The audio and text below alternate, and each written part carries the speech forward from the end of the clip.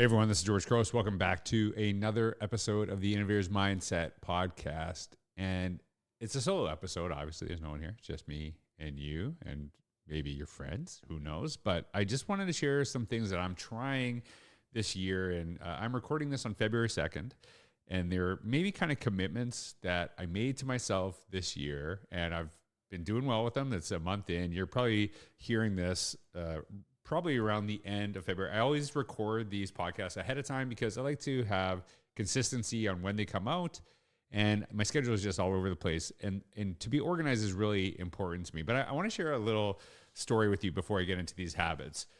Obviously, if you know anything about me, I do go to the gym every single day, and it's something that really, really matters to me. And a lot of times people think it's for physical health, which obviously it is, but it's more for my mental health. To be able to record this, to have conversations, to connect with people, I need that time to really kind of find myself and just have some time to myself and really trying to push what I want to become. And I think a lot of times we look at it just as a physical thing, but there's total mental aspects. And I feel that every time I go to the gym, it just helps me stay more grounded, more calm in what I do. For the past month, though, we're a month into the year. This is such a little thing.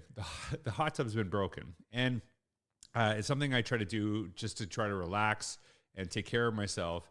And I keep asking, like, hey, when's the hot tub going to be fixed? And the answer I get over and over again is probably tomorrow, probably next week. And tomorrow, it's been 30 tomorrows since it's been fixed.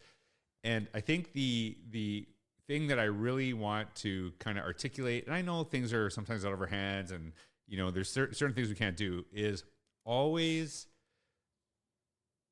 under promise, over deliver. Because sometimes we want to say the thing that someone wants to hear so that they'll just leave us alone. But then when it doesn't come to fruition, it makes us look bad. And I had this incident recently. If anyone reaches out to me for a speaking request, I personally respond to them, and my goal is under 24 hours. In fact, I would actually say it's about 2.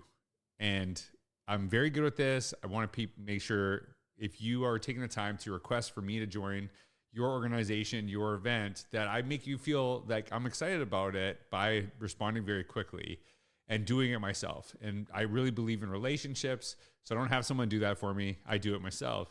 And I was about to go to a movie, and I got a request, and I was going to respond. But then I went to the form and noticed that it was there was about 10 requests that didn't actually show up in my email for whatever reason.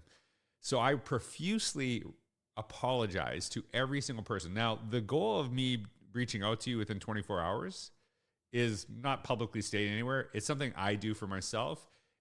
And I think when people are like, hey, that's really kind that you saw it, responded, and actually apologized for something, we were surprised that you kept up, an expectation for yourself. And I think the reason why I share this is when we share our goals with others, the number one person we got to make sure we set the highest standard for is ourselves. And when we don't meet that standard, even though someone else is not expecting it, it is important to acknowledge, like, hey, I'm trying to get better. I'm trying to grow. I'm trying to do this as possible. So if I don't meet the standard that you don't even know about, I do want you to know. So just something I was thinking about, kind of blurbed on there too. So here are some habits that have really helped me, and I want to share these with you.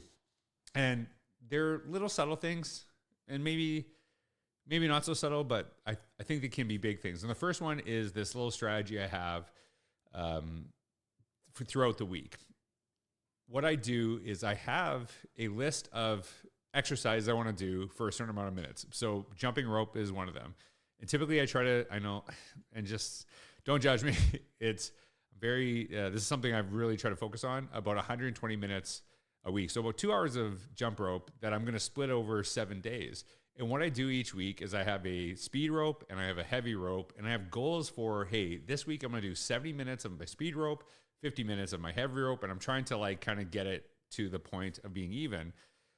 But instead of saying a goal of something I'm aspiring toward, I actually delete it. So I put out the goals. And so each day I can see, okay, how much I got to do, and slowly taking that off. I do a certain amount of minutes of bear crawl, which is horrible. And by the way, here's a little tip. If you hate doing an exercise is probably good for you. That's something I found. If you hate the exercise, it's probably because you need to grow in it. And I think that when I go through that process of deleting stuff and going through this, and I have a goal of like 10 minutes of reading a day, there's some things I, aspire toward, like, hey, every single day I want to do a certain amount of push-ups. That's a number I build, but there's some things I want to delete over the week. The sense of accomplishment and the nice feeling, and maybe this is why I'm doing it, of just deleting stuff, crossing things off my list. In fact, one of the things I have on my list today, I just finished a presentation that I'm doing tomorrow, but I have podcasts and I'm going to write my email, and just that cross off is such a good feeling. I feel like I've achieved something. So if you're trying to aspire towards something, set up like a weekly goal and try deleting it and just see how it feels, and try it for a month and see if it actually helps you. And I'll tell you, for me, such a good mental thing. It helps me feel like every single day I'm getting closer to some goals that I'm trying to achieve. The second habit that I'm trying to do this year, and I've really, it's something I struggle with sometimes, but I'm trying to be very conscientious of it, is surrounding myself with people who lift me up and letting go of grudges. Now, the first one I've done forever, and I really look to people who I feel, push me, help me grow, are people that I really aspire to, can ask questions of, want to learn from. The letting go of grudges is not my easiest thing. And I remember seeing a comedian years ago, and I can't remember who it was, but they said, when someone's being a jerk to you, the best thing you do is just be nice to them. Just be nice to them. Because if you are nice to that person, sometimes what it does is it actually changes their behavior. They start to become nice to you. They feel like, why am I being mean to this person that's being really good? But the other reason is, if they continue being a jerk to you and you're the nice person, everyone's going to know who the jerk is. And I think that is something that I've really tried to work on, is not holding grudges. And even when I'm frustrated with someone, just being nice to them. It's something that, I think when you hold on to those grudges, and I did a little podcast on this on Christmas Day, when you hold on to grudges, they often affect you more than the person you're holding it against, right? It is something they probably don't even know. They don't care.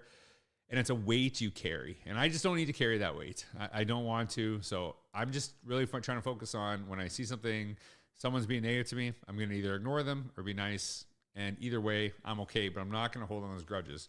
A tip I share in Forward Together that matters to me: when something happens to me, I ask myself, will this bother me 5 years from now? If it's not going to bother me 5 years from now, probably shouldn't really bother me 5 minutes from now. And if you can just kind of hold on to that, and you'll let go things a lot easier. And it doesn't mean that you can't let things bother you and you can't get caught up in a moment, but just kind of taking a step back outside of your body and ask yourself, if this will not bother me 5 years from now, probably not really going to matter 5 minutes from now, trying to let it go. So that's something that I'm really trying to work on.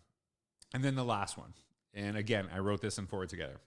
It's the idea of learn to clap for yourself. And this is, I shared a story in Forward Together. It's one of my favorites. This is early in my teaching career. Every single staff meeting, our principal would give accolades to people. And honestly, I never got any. But it was like a nice way to start off the meeting. And it was early morning. I remember it was a Friday. And basically I was being, I felt the first time ever, was being acknowledged for something I had done for the staff. And then people were really tired. And what was kind of interesting in that moment was no one made any noise. No one clapped. No one acknowledged it. People were like still waking up. So what did I actually do? I, under the table, put my hands and I just started clapping. And people were like half asleep, didn't know what was going on.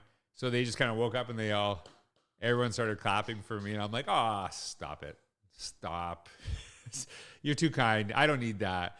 And my buddy was watching me and he started laughing because he knew what I had done. He knew that I started the applause for myself. And I think that is something that, I know it seems like a ridiculous story, but there's something really important in there. We are so hard on ourselves. We really get down on ourselves, even when we're achieving something. If you step outside of yourself as a friend and look at your accomplishments, how proud would you be? And you need that applause. And sometimes, I hate to tell you this, you're not going to get it from anybody else. And so, you know, this whole thing, like nobody's coming to save you. Yeah. Nobody's coming to cheer for you either. That's reality.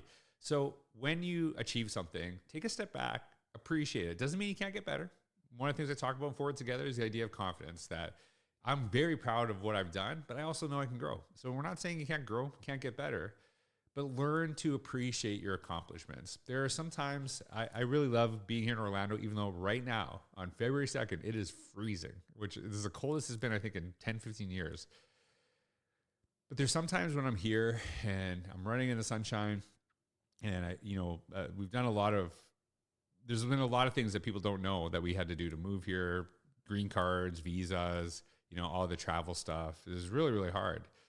And there's sometimes I just stop and I'm like, I'm so grateful that we made it here. I'm so grateful that we, are living in a place where people go to vacation, right?